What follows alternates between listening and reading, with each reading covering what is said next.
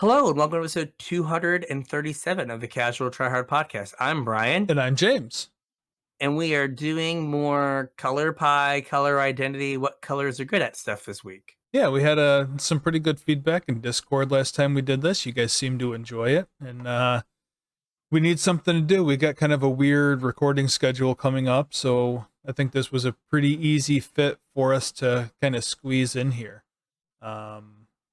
If you guys remember back last time, we had a question in Discord about like the sorts of things that colors can do. They were specifically asking about like from a deck building perspective to try and like get an idea of how to build a certain color. And just to reiterate some of what we talked about kind of in the preamble to that episode is that it's really hard to like pin down what a color should do in a deck because that's really dependent on like what you're building the deck for, whether you're trying to build a combo deck or an aggro deck or a mid-range deck, and then like also what format you're building into and like what the meta looks like. There's a whole bunch of other things about like where you're going to be playing that deck that are going to play a factor in like how you're going to build out a specific color deck. So this isn't end all be all, but this is just like, and again, I don't want to get into like a whole ton of like the lore behind that because like Morrow has written articles about how like the colors feel and what, like I think he wrote like a whole series of articles about like a conversation with a color from the color pie. Like I'm interviewing White and I want to get White's perspective on things and, you know, approaching it from that way. And like, that's not really our thing. We're both players. We're both spikes. I don't care about how White feels or green feels. I just kind of need to know what kind of things they do so I can build my deck appropriately. Yeah. If that makes sense. Yeah. So we got in here deep before we got to say like if you want to reach out to us on social media and be like thanks for this series, or here's what I want to hear you talk about next, or like can we take a break from spoilers? No, Wizards will not take a break from spoilers. You can get at us on Facebook, Discord. X gonna give it to you. I don't know what it is now. I guess it is X, the everything app. I think so. Yeah, the icon changed on my phone. So did the icon change? I still have do I still have the legacy icon? I do. I don't know why, but I still have the legacy icon. I'm holding on. Oh. I must not have. Mine changed automatically. Yeah, I must not have done the update. But yeah, you can reach out to us there. Like we're pretty active on the Discord. Mm-hmm. Our boy that we mentioned last week, Brad and I tweet back and forth. Oh yeah. So yeah, but if you want to get at us, those are the places to do it. Yeah, and you mentioned spoilers. After I mentioned that we kind of did some weird. We have some weird recording schedule coming up. By the time we get back around to recording a normal episode, we're going to be in spoiler season. So stay tuned. Yeah, for we that are, aren't we? Jeez, oh man. Yeah. In case you miss our spoiler content, there will be some of that coming up. If you're looking to support the show, there's a couple ways you can do it. The first is with our TCG player affiliate link, CasualTryHard.com/TCG. Surf on over to TCG player using that link, and anything you purchase after using that link will help to support the show. Doesn't cost you guys anything extra. You're going to be buying singles anyway. You might as well get cheap prices at TCG player and help to support the show. We would appreciate it. If you want to support us a little bit more directly, you can do so at patreon.com/CasualTryHardMTG, where patrons get access to our show notes, so you get a sneak peek about what the upcoming episode's going to be about. Patrons also get access to our pre-show. You get about another hour-ish of content out of us every week. We're old, and technology gets the better of us sometimes, and we don't get to see each other as often as we used to. See last week for technology getting the better of us. Oh yeah, did you check out the video on YouTube? No, I did not yet. It's something special. Okay, I have to go look. Yeah, it's special. So we take some time before every episode to make sure that all our equipment and software is configured properly and working, or at least we try to. And also just to catch up a little bit. Our patrons seem to really like that, so we record it and send it out to them completely unscripted, unedited. You never know what we're going to talk about Occasionally it's Magic related, occasionally it's not. A little bit of everything, kind of a grab bag, but it's fun. We have fun doing it, and the patrons seem to enjoy it. So if that sounds interesting to you, or if you want to get access to the show notes, or I didn't mention our mailing yet, about every other month I send out some goodies to our patrons just as kind of a thank you. Put a little bit of effort into them. And patrons seem to really enjoy them. I've seen some photos floating around of what I've sent out to you guys, so that's always fun. Also, our patrons, I know I mentioned in my letter that I included with the givebacks, I am out of, or after this next round, I will be out of things to give back. So I need to get to work on the next round. If you guys have anything that you typically use as far as like tokens or whatever are concerned, let me know so I can get some made up and get printed before I need to send them out to you guys. But yeah, if anyone that's not a patron is interested in any of that, or if you just want to give back to the show, we've put a lot of work into this and hope you guys appreciate it. And if you do and you want to give back to us a little bit, it's patreon.com/CasualTryHardMTG. Head over there. There's tiers, but they don't really mean anything. Chip a couple bucks in, whatever you feel like we're worth to you, and help keep the show supported, and we would appreciate it. Yeah. I mean, we're gonna get food.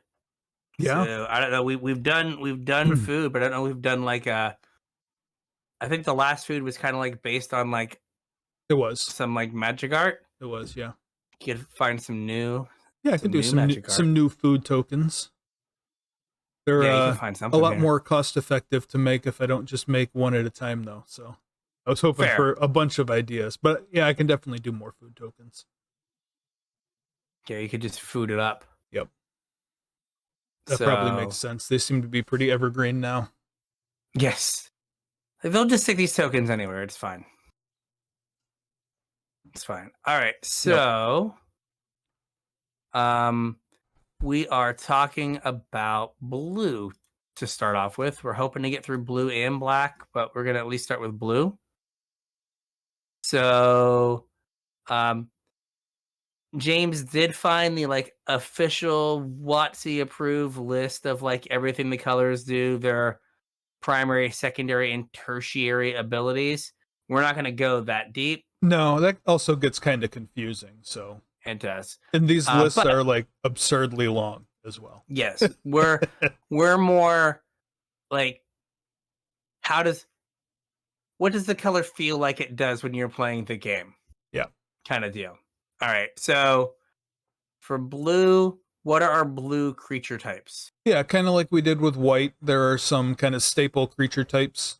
Typically, every color has, I don't know if you want to call it like a minor and a major creature type, or like a small and a big creature type, but something that's tied to that color. Blue's small creature type, I'm pretty sure is Merfolk. I can't think of any. I mean, like cephalids are blue, but there's not very many of them. The Homarid. Homarids. The Dulkins are blue also, but there's not a ton of them. So I think Merfolk is the small creature type. And then there's kind of like two big creature types, right? Like blue seemingly gets a great big Sphinx most sets. Yeah. And also blue gets a lot of sea monsters. Octopus, Kraken, whatever. Leviathan, yeah. Yeah, but like with the sea monsters, they kind of get the like, it is just generically sea monster, and then they pick the appropriate sea monster for the plane. Right. It's not like it's always Leviathan. Like we talk about black, it's always demon. Yes. Well, that's why it's kind of weird though, because blue gets Sphinxes too, and like some sets cross over and they get Sphinxes and sea monsters. Yeah. So I'm not sure which one is like the appropriate or technically correct one, but yeah. So when you think about blue, there's a few things that like pop to mind is like, this is what blue does well. The first thing, it goes all the way back to alpha, and that is drawing cards. Yeah, we in white we talked about the boon cycle a little bit, right? With a healing solve, and one of the things that white does is prevent damage or gain life. So that's what its section of the boon cycle did. If you guys remember, the blue section of the boon cycle was a little card called Ancestral Recall. Now, what's funny is in their defense, the other 4 boons were common Yeah, and Ancestral was rare. yeah. Like, could you imagine if Ancestral was a common? Um, It'd be just wild. yeah. I mean, would it be any cheaper? It would have to be. It wouldn't be on the reserve list. No, that's true. It wouldn't be on the reserve list. And they would have it would so it would have to be cheaper. There'd just be way Yeah. more of them that existed. Yeah, that's true. I hadn't thought And about it not being on the reserve list. And like it would be, we would have had it as a mystical archive in Strixhaven. There'd be like 4 secret layers with ancestral in it. Like there would be ancestrals in the world. It would, like, in every like blue commander deck, they just have an ancestral. It'd be the blue soul ring. Isn't it Bandon Commander? Maybe if it's not maybe if it's a common, it's not. I don't know how that banned list works. Yeah. Like, here's the dumbest thing imaginable, but you can't have Primeval Titan. What? It's like, okay, this makes no sense, but okay, cool. Yeah. Prime time too good, but like this card that's like 4 mana and has like 3 paragraphs of text, yeah, and a backside. It's fine. No it's problems fine. whatsoever. But you can get 2 lands? Yeah. Oh.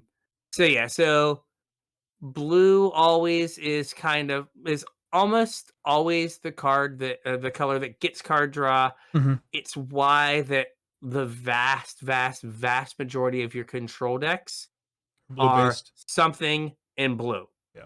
Right? It's white for the removal and wraths, and blue to draw cards. Yeah. And do their next thing. Counter spells. Black, removal and wraths, blue to draw cards and counter spells. Yep. And so, and blue has card draw at common. Like, there's always a 3 or 4 mana, like, you know, draw to set mechanic at like common or uncommon in every single set. Yep. Well, I mean, there's draw usually both, right? We usually get some sort of common, like 3 mana draw 2, like divination. At sorcery speed, yeah. And then we also usually get like a 4 mana draw 2 at uncommon. Yeah, so like Chemist's Insight, which was draw 2 for 4, and then with Jumpstart. Yep. Or Glittering, what was the energy one? Glimmer of Genius. Glimmer of Genius, yeah. Yep. Or like Scry 2, draw 2 kind of thing. Yep. Yeah, like that's just what blue does. That is like the main thing. When you think blue, you think card draw, and then you think counterspell. Mm-hmm. I mean, there's another one that's kind of related that's not on my list, I don't think, but looting is very blue also, and that kind of fits into card draw.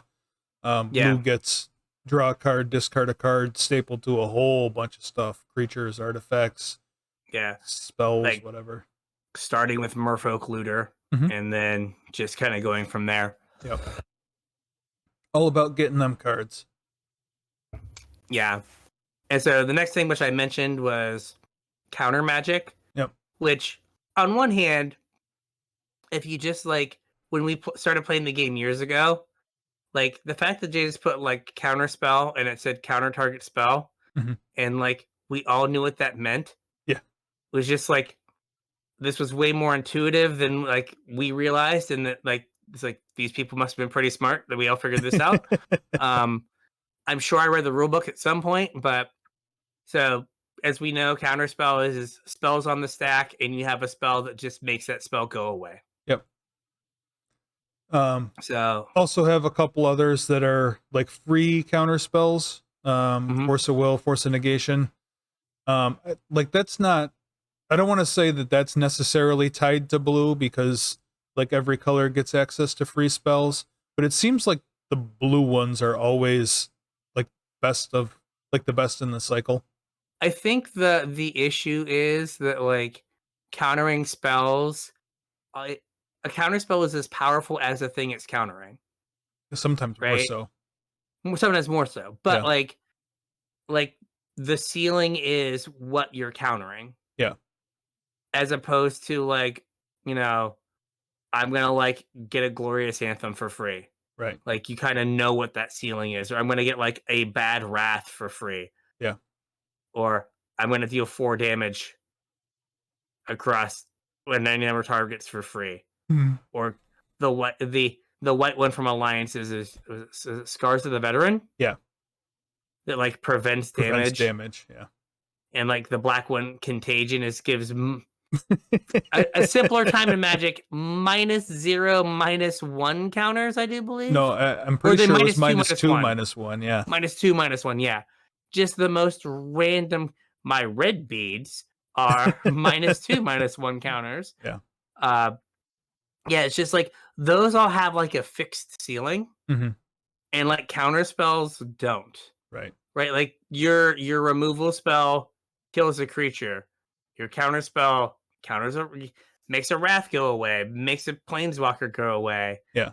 makes their removal spell go away. It's just like a much wider Yeah. like range of like possibilities for them. So that's why I think they always end up being good. Yeah. Well, kind of what I meant by like when you said that they're as good as whatever they're countering, and then I said they can be better. What I meant by that is, especially when we're talking about these free counter spells, you're not investing any mana. I know we did an episode, it's probably a couple years ago at this point, talking all about tempo, and this is where that fits in. You know, your opponent, say it's turn 4, and your opponent's casting, you know, whatever their questing beast card is. I say the One Ring. Sure, the One Ring. You spend 0 mana to counter that spell and then follow it up with a card draw spell. And you are so far ahead on that exchange, it's not even funny. Yeah. Your turn 4 was like play a thing, say go. And then they play their 4 mana spell and you counter it. Yeah. And now you're like, you used all 4 of your mana, you made them waste their 4 mana. Yeah. And now like you've accrued a huge advantage. Right. So what else does blue do? I think probably the next most prolific thing that blue does is copy stuff. Whether it's permanents or spells, blue copies spells also, but like clone effects are very blue. Again, going all the way back to alpha with clone and like Vesuvian Doppelganger. You know, just come into battlefield, it's a copy of something else.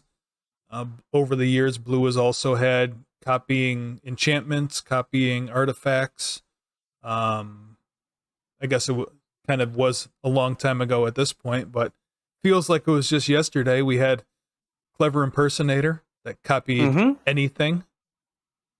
I mean, Clever Impersonator is showing up in Pioneer. Is it? Yeah, because you can get it with Enigmatic Incarnation. Oh, that's cute. And then like copy a Leyline Binding when it comes into play. Yeah. So you can go get a removal spell. So yeah. Cool. Because I've definitely been like, how did my thing get Leyline Binding? Yeah. I don't understand. And then it's like, oh, it's a Clever Impersonator. Okay. But yeah, sense. like, and I think blue is really the only color that, I guess red a little bit, but like blue is really the only color that really does the copy thing consistently. Well, so the way that red does it is different because red will do it temporarily. And And it goes away. We'll talk about that in red, but Later. there's a lot of parallels between red and blue. It's just that red does it in the short term and blue's playing a long game. Yeah. So yeah, like copying, and then we have bounce. So bounce is synonymous with just returning something to its owner's hand. Yep. So when someone says bounce a permanent, they are returning it to their hand. So we go all the way back. You had boomerang. Yeah. Blue, return target permanent to its owner's hand. Again, you heard right, people. Is it permanent? It was 2 mana blue Stone Rain. Yep. It was blue Stone Rain you. On the play, you're just like bounce your 1 land. Yep. As you go. You know what set Boomerang was from? Was it from Alpha? Nope. Was it Ice Age? No, well, I might have caught a reprint, but I think it was Legends. Okay. I think Boomerang was Legends. I'm now looking. I know it was in Chronicles, so it had to be either Legends or Dark. I'm pretty sure it was Legends. So there is a Legends printing, 50 cents on TCG Player. So let's look at the printings. Boop. Yeah. That was first printing with Legends. I think, yeah. Legends. The It wasn't even printed in Ice Age. It was Legends Mirage. oh, it was Mirage. All right. Like Legends, Chronicles, Mirage. And then they printed it from like 5th edition forward to 10th. And then they were like, never again. Wait, Boomerang's legal in Modern? Uh-huh. Apparently it's in 10th edition. Huh. I didn't realize that. You could be stone raining people in Modern? It is legal in Modern, yes. Weird. How did I never know that? And it's legal in Pauper. How are people not just stone raining people off the planet in Pauper? Like on the play, like blue. You Get 'em. you don't get a land drop. Yeah. Your go. You couldn't play anything on turn 1 before. I bet you can't play anything on turn 1 now. Go ahead and run that tap land back out. Exactly. Gain a life. Yeah. Excellent. Windscarred crag me again, daddy. Like just... Okay, well, there we go. There's a video. There's a video. Like I should just fire up my Magic Online account and like start boomeranging people. Boomerang and Stone Rain in and Cleansing Wildfire in there you go. And just be like, all right, here we go. How many basics are you playing? Enough? We're gonna find out. Find out. Boomerang, Stone Rain. How do you win? Sadness. Doesn't matter. Yeah, so I guess Unsummon might be the OG. Yeah, Unsummon is from Alpha. Okay. And then we have Petty Theft on Brazen Borrower. Yep. Unsubstantiate and Remand is like the bounce a spell version of it. Yeah, we had there was another one too, wasn't there? Return a spell. We just had one recently, I think. There's a white one. No, we just had a blue one, I thought, in standard. Oh, Divide by 0. Yeah. Return a permanent or a spell. Like Unsubstantiate is permanent or a spell. Yeah. Remand is permanent. Divide by 0 is permanent or a spell. Yeah. And then we can tap and untap things. Yeah, I don't know. Blue just likes to mess with stuff, I guess. Yeah. It does both. Like there's things that tap or untap single permanents. Again, going back to, I'm pretty sure this was Alpha, although it might not have been. Twiddle, single blue mana, tap or untap. I think that's any permanent too, right? Twiddle? I'm pretty sure it's any permanent. Corridor Monitor, we had not that long ago, was in OG Eldraine. It's like a 2 mana 1/4 that ETBs and taps or untaps something. And we had Kelpie Guide. Is that very like the recently. blue green hybrid thing? No, Kelpie Guide was mono blue, I think. Okay. From was it Zendikar Rising? It was like 2 and a blue for a 2/2. Oh yeah. It's from looking Strixhaven. Strixhaven. That's what it was. Tap and untap another target permanent you control. Yep. Okay. I was thinking of like some weird merfolk that might like draw a card. Yeah. But Twiddle is from Alpha. This one's funny. It's like they got up to 7th edition. They got up to 8th edition. They were like, no moss on Twiddle. Yeah, let's not do that anymore. Yes. But what's funny is it's not target permanent. It's tap or untap target artifact, creature, or land. I guess they didn't want you tapping enchantments. Yeah, it's like they laundry listed it, but the things they left off the laundry list are things you wouldn't tap anyway. Right. But better safe than sorry, I guess. Yeah, so like you can think of like tapping and untapping things is like kind of gaining some sort of temporary advantage. Again, like a tempo play, like I'm not removing this from the board, but I'm making so I get attacking this turn. Oops, sorry. Yeah. No, that's all right. That's kind of a thing that blue you're going to notice as we go through the rest of this is blue is very much about not just straight out destroying things. Like blue will tap or untap them. It'll bounce them. It'll put them back into a library. It'll do just about everything except for destroy a permanent. Destroy. Yeah. Not something blue gets to do. So you have like tap or untap with like those things, or like you have locking things down. It's also like frosting. Yeah. Like frost breath, like it's where you tap something and it doesn't untap until its controller's next untap step. So like Frost Link, Frost Titan, Tamiya's completion. Like there's a lot of enchantments like claustrophobia that like enter and like tap it. It enters, you tap the creature, it doesn't untap. Yeah, there are some that they bubble enter. Sphere. That was Capture Sphere. Capture Sphere, yeah. That was the one from Dominaria, right? The kicker one. I thought it was Ravnica, one of the Ravnica blocks. Okay, maybe I'm thinking of a different one then, because we had one on Dominaria that was like single blue mana, it doesn't untap, and then you could kick it and it tapped it also. Oh yeah. Bubble snare or bubble sphere. Maybe that's There's Capture Sphere, which was 3 and a blue flash. Enters, tap a creature, it doesn't untap. But there's a lot of those where like black, red, or white would be able to remove it. So this removal is a lot worse against creatures that statically do a thing, like tapping your opponent's Soul Warden gets rid of like 2% of what they wanted the Soul Warden for on their deck. Really makes no difference in gameplay. Yeah. But sometimes like tapping their 5/5 unlimited. Right. That's a big deal. Yeah, like your 5/5 vanilla, or I guess your Colossal Dreadmaw. Colossal Dreadmaw, yeah. So there was one more thing I had here about frosting creatures, and that was kind of a question that I had for you, because we were just told, was it last set? Or no, was it Streets where we got stun counters? I think.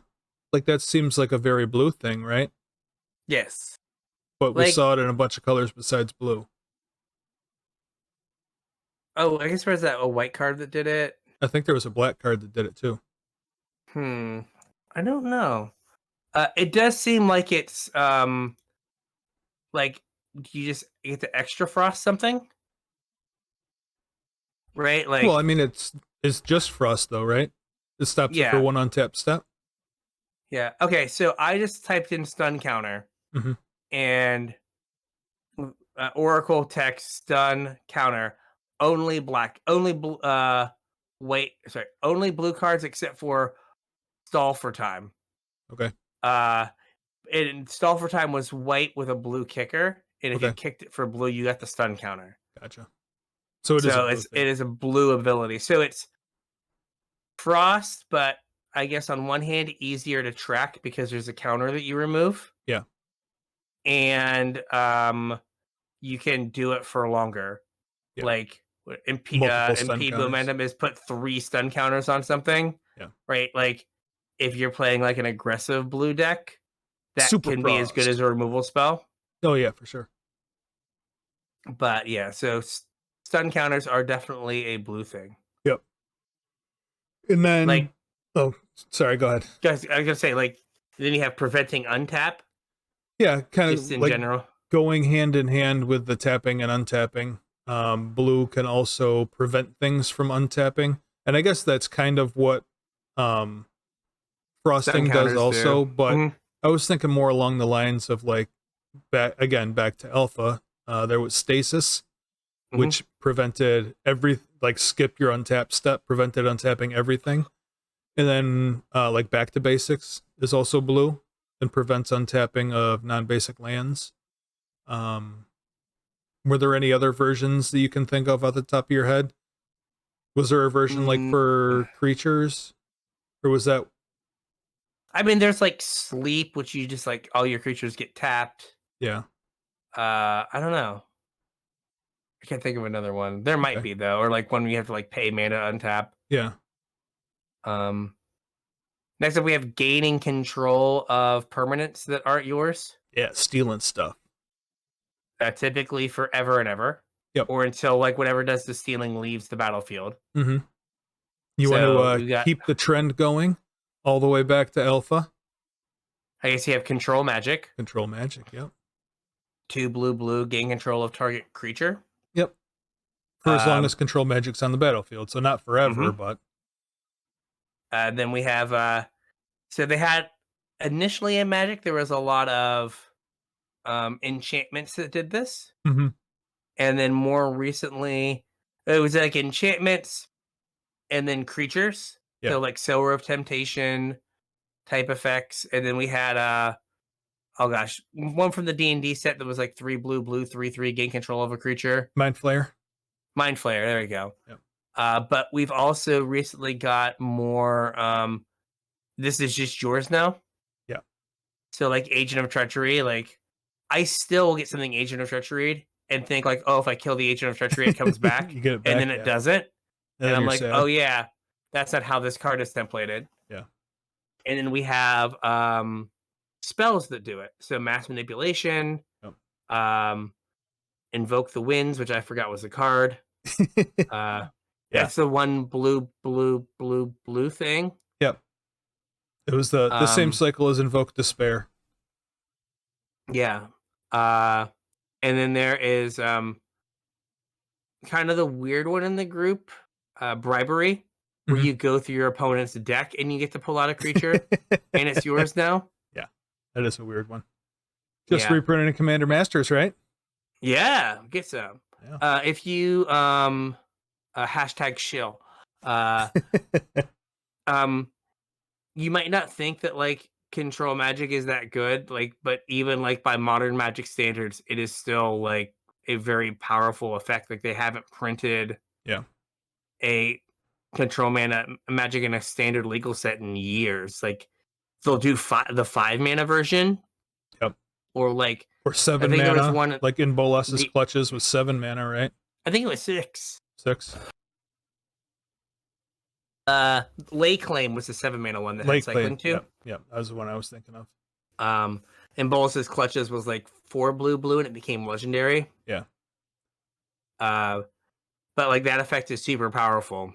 Yeah, I mean, if you think about it, it's a huge exchange of resources, right? So you're trading your card, the control magic, for their permanent, whatever it is.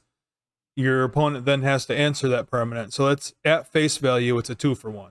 It is a 2-for-1. Spending 2 cards to your 1 card. But on top of that, you're also getting a huge tempo advantage because you're getting whatever the mana difference between your control magic and their creature was, plus you're getting the mana difference with their removal spell or however they handled it ultimately. So yeah, it's that's why it's so powerful. It's such a huge swing of resources. Yeah, and like when they have creatures that do it, it's kind of a 3-for-1, which is why they typically like put some sort of like mana value 3 or less. Yeah. Or power 3 or less or something on the creature so that it's just not a complete and total annihilation. Yep. Then we have Mill. It's blue. It is very blue. Yep. So like removing cards from the top of your library or your opponent's library. Yeah, like there's 2 different ways you can look at it. So I think when most people hear mill, you think about like the mill deck where you're trying to mill your opponent out, right? And those are always blue based because blue gets the biggest, the most efficient, like the best mill spells, if there is such thing as a best mill spell, for milling your opponent out. Things like the Traumatize, is that the great big one? Yeah, it's like half their library or something. Yeah. Or self-mill, where you're milling yourself to fill your graveyard for some other reason. Sometimes it's at a cost for something like a deranged assistant. Makes you like mill a card and then makes a mana or something. Or like filling your yard, just for reanimation or whatever shenanigans you're going to get up to. Gosh, something gaze.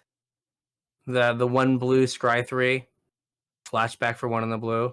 I don't know. Played in Pioneer, but there's a lot of cards that are blue that are just like either like mill cards or just like get things into your graveyard for like value and profit. And some of this overlaps a little bit with what I had mentioned earlier about looting too, because like to a certain extent, when you're self-milling, like self-mill is kind of the same as looting. I know like back when we were playing the God Pharaoh gift decks, we were playing Champion of Wits, and it's, you know, draw 2, discard 2. Well, it kind of reads exactly the same as mill 2. Like for all intents and purposes, that's what we were using it for. Yeah, you have a little bit more control when you Yeah. loot, but yeah, it is very similar. It's just moving cards from one zone to another. And like maybe that's a good way to think. But blue, a lot of times, is just gonna move cards from one zone to another. Yep. And then you have evasion here.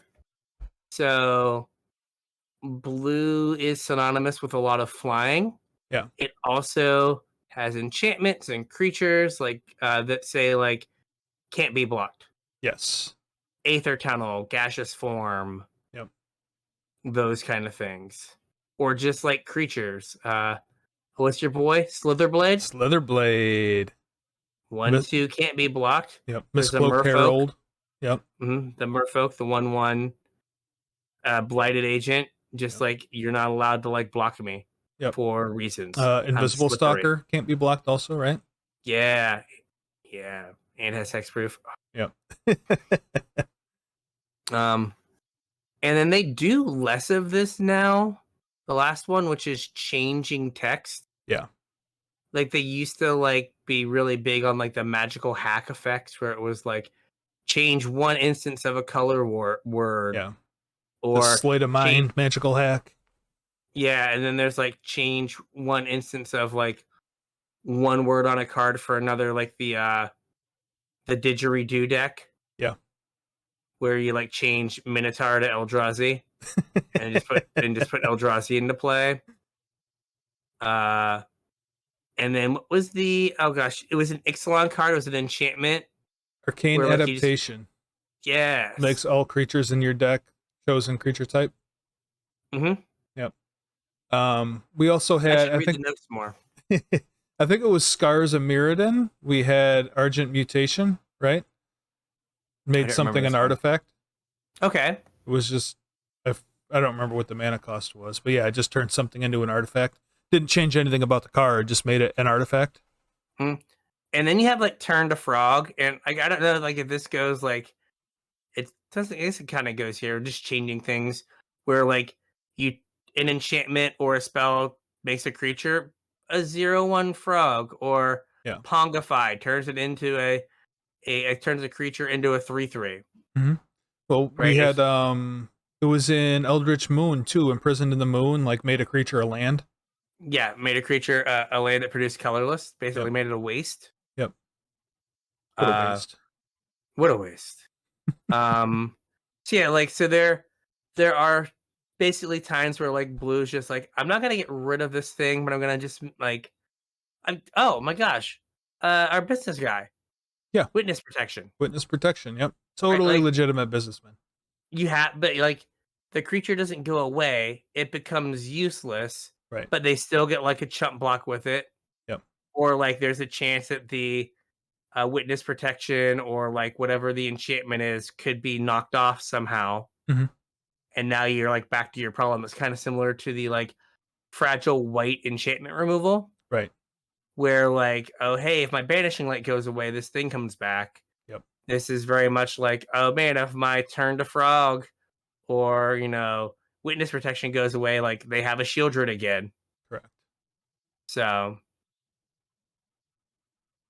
but because blue does a lot of evasion stuff, right? Like you making their Shieldred a 1/1 doesn't matter to you because you have a 3/3 flyer that's going to get over. So like you can win that race. Or like you have a creature that can't be blocked. So you're like, yeah, fine, you can be a legitimate business person.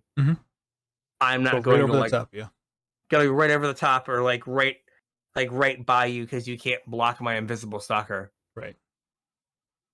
All right. So moving on to what blue does not do. I mentioned earlier, blue does not break things. It saves them to be their problem later. Oh, that's future me's problem. There are a few notable exceptions to this. Yeah, most of them have to do with like hoser cards, though, right? Well, like I was thinking, what is it? Reality Shift, the one in the blue, like exile a creature, manifest a card. I guess but that's that's kind of also changing it into something else. It's yeah, kind of a Pongify. yeah, And then there's Raven form. yeah, which is also kind of the same thing, though. Yeah. But But to be fair, though, I believe when we did the Keldheim episode, we called out Raven form as being a weird card, as yeah. being like not typically part of Blue's color pie, so pay attention to this. Yeah. So yeah, for the most part, like you're not gonna see destroy target creature. Yeah. Or like really like exile target permanent on right. It is very much just like I'm gonna do this for a little while and hope that like I can, a lot of times the game plan is I'm gonna bounce it and then counter it on its way back down. Yeah. Right? Like blue removal is basically not letting things resolve. Yeah. Or like you mentioned earlier, in control decks usually pair blue with another color. So a lot of times what they can do is like bounce it so that it comes back down a later turn so that they can like let it wear off a summoning sickness for a turn, maybe take one hit, and then wrath the board. As opposed to like spending 3 turns getting whacked by the thing. Exactly. And then blue typically has small creatures. Yeah. They're typically not the beatdown creatures. Yeah. I feel like that is changing, but I think that's just because it's changing for all of Magic, or like I just haven't like properly calibrated my head to the fact that like green gets like 2 mana like 4/3s. And so like blue getting a 3 mana like 3/2 flyer is like on par. Yeah. Right?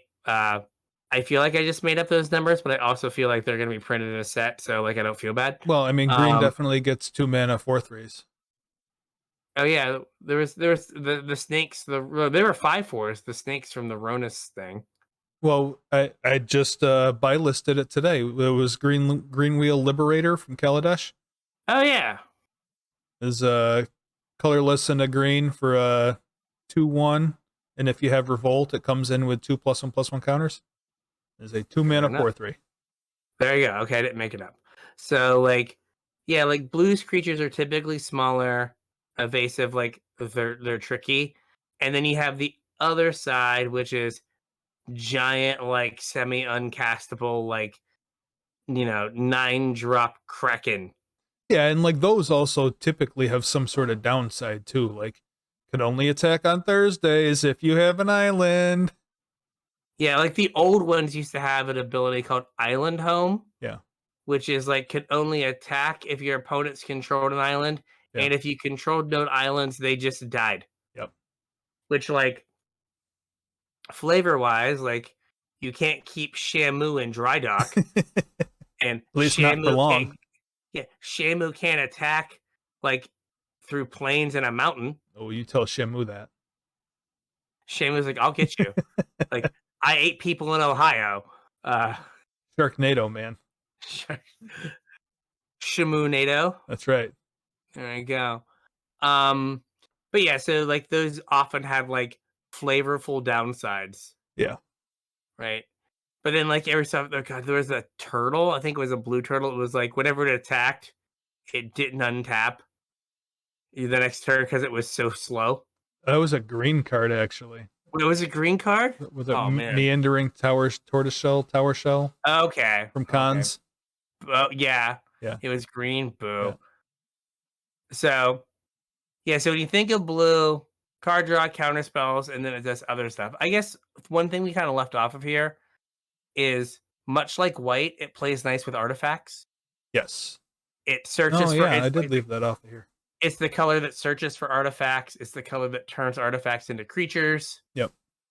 So it is the plays nice with artifacts color. Yep. So I was just perusing this giant list here. Yeah. That's what made me think of it, because I did some prep. The only thing, and I don't even know if it's worth mentioning, but the illusion ability. Oh, there is another big one on here. Okay. Do you know what the illusion ability is? Yes. So illusion ability is creatures that when they are targeted by a spell and or ability, depending on like the card templating, uh, die. Yes, So they there's get like sacrificed. illusionary bear. There was departed deckhand. Mm-hmm. It was like if you targeted it or your opponent targeted it with something, it would just die. Yep. They're just spooky ghosts. Ooh, spooky, Ooh, crisp. spooky crisp. There is a big one that we left off of here. Flicker? Yeah, I mean, I guess we left that off here. That is the thing that blue does. That's not what I was going to say, though. Okay, what's the one we missed? We missed time walks. Yes, the taking turns part of Yeah. So blue again, like we're blue and red are on the same opposite sides of the same coin. Yeah. Blue allows you to take an extra turn or more recently end turns. Yes. Like discontinuity. Kind of the same thing, yeah. Kinda. I hate that deck. Yes, me too. But yeah, so it's the only color that lets you take extra turns, really. Yeah. And red will do it, but it'll be like, if you don't win, you're all done. Yeah. Yeah, it's like I would like to have an out in this commander game. Yeah. Here it is. I'm gonna take one more turn. We'll see how far I get. There's nothing on your board. I'm well aware. Red, Final Fortune. Let's go, baby. I would like to play with somebody else now. Thank you. Yes. Yeah. So yeah, time walks is a big thing. Yeah. Again, going clear back to time walk. Yeah. And as we have seen, even at 5 mana, that ability is too good with like having modern cards on your battlefield. Mm-hmm. Like in Tempest for 5 mana, that wasn't too good. Right. Now for 7 mana, that's too good with modern cards. Yes, very much so. It's like I activated 3 planeswalkers and I'll take another turn. It's like, so you can draw like 12 cards in like these 2 turns. Like this is awful. Okay. Didn't even have to use the One Ring. Didn't even have to use the One Ring and almost die. Yep. All right. So we're gonna try to get through black. Okay. All right. So, well, here. Do you want to stop now? We can stop at blue and I can cut this all out, or we can. How long have we been going for? We're at 45 minutes. Well, I feel like if we do black, we're gonna go way over. An hour. Way over, like an hour and a half. Yeah. Okay.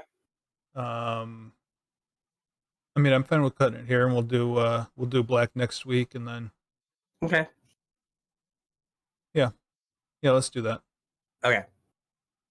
So even with us forgetting a few things, we still blued ourselves in the face a lot.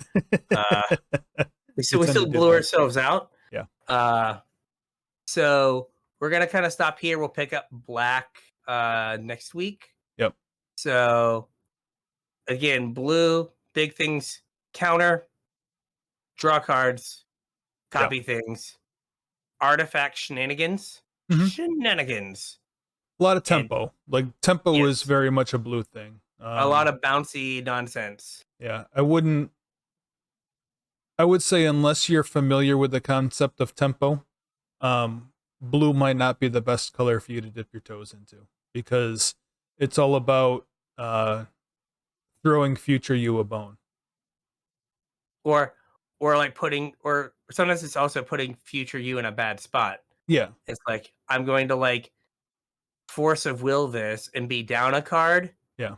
So that maybe I can get 2 hits in with my Delver before I have to worry about my next thing. Yeah. But it also is like, yeah. So there's a lot of times where it's like, I'm going to spend 2 mana to put this thing back in your hand in hopes that like I can take enough advantage that when it resolves again, I don't care about it. Right. Right. So like, but there's also the like giving yourself extra cards, like future you likes that. Yeah. In so that's kind of where I know, like back when we did that series where we were talking about, Mhm. some basic theories in Magic, and we were talking about tempo and card advantage and all that. We had talked about like a key turn or turning a corner is kind Mhm. of like an important concept to grasp when you're trying to, level up your Magic abilities a little bit. And blue is very much a color that does that. It's important to know when you're playing blue if it's more important to like counter that spell on turn 4 or draw 2 cards. Like, is that Mhm. spell going to cost you the game in 4 turns, or are drawing the next 2 cards in your deck more important?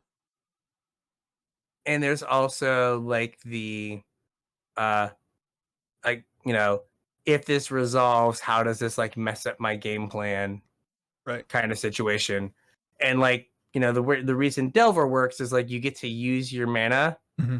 and then do something else that puts you behind, but you're hoping that you getting to use your mana efficiently puts you far enough ahead to Yeah. make up for that. Like, you know, I'm going to play a Delver, or okay, well, it's 2023. I'm going to play a Dragon Race Channeler, There and you then I'm go. going to like put my land back in my hand Mm-hmm. and daze your spell.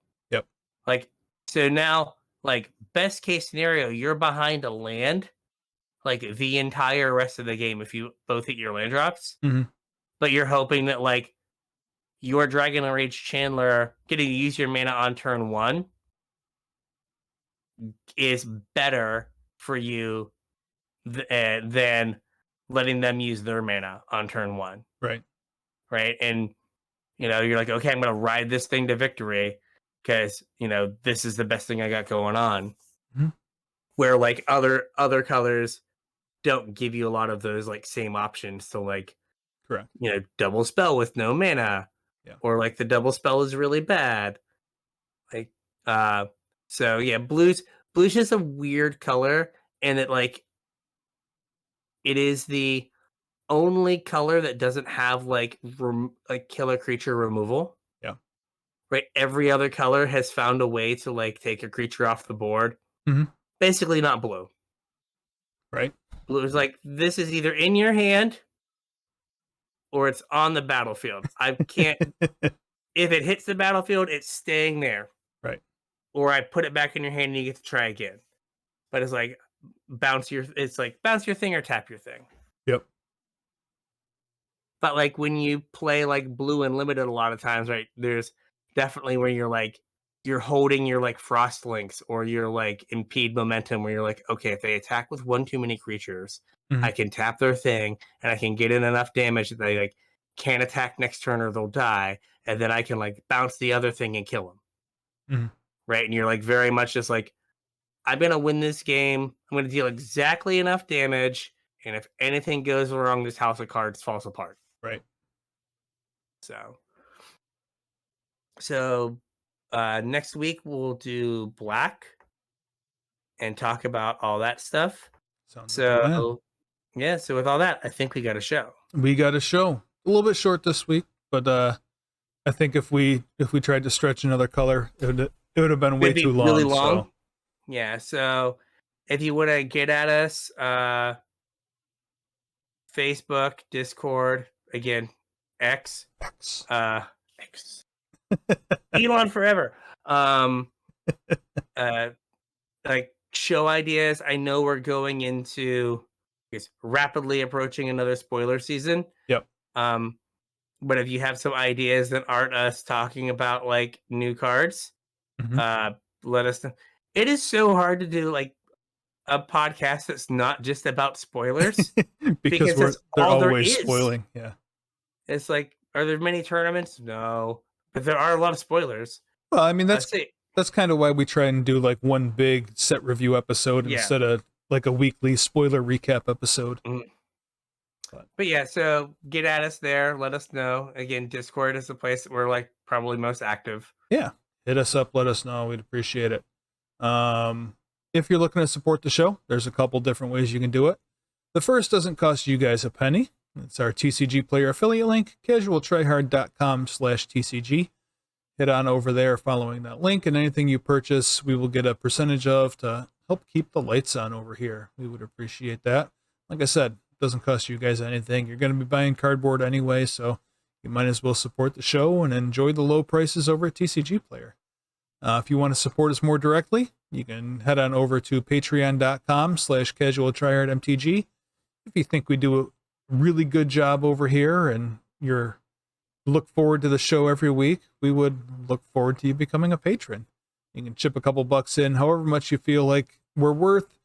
We want to make sure that you're getting your value's worth. So if your value's worth is 0, that's fine. But if you feel like we're worth a couple bucks, we'd appreciate that too.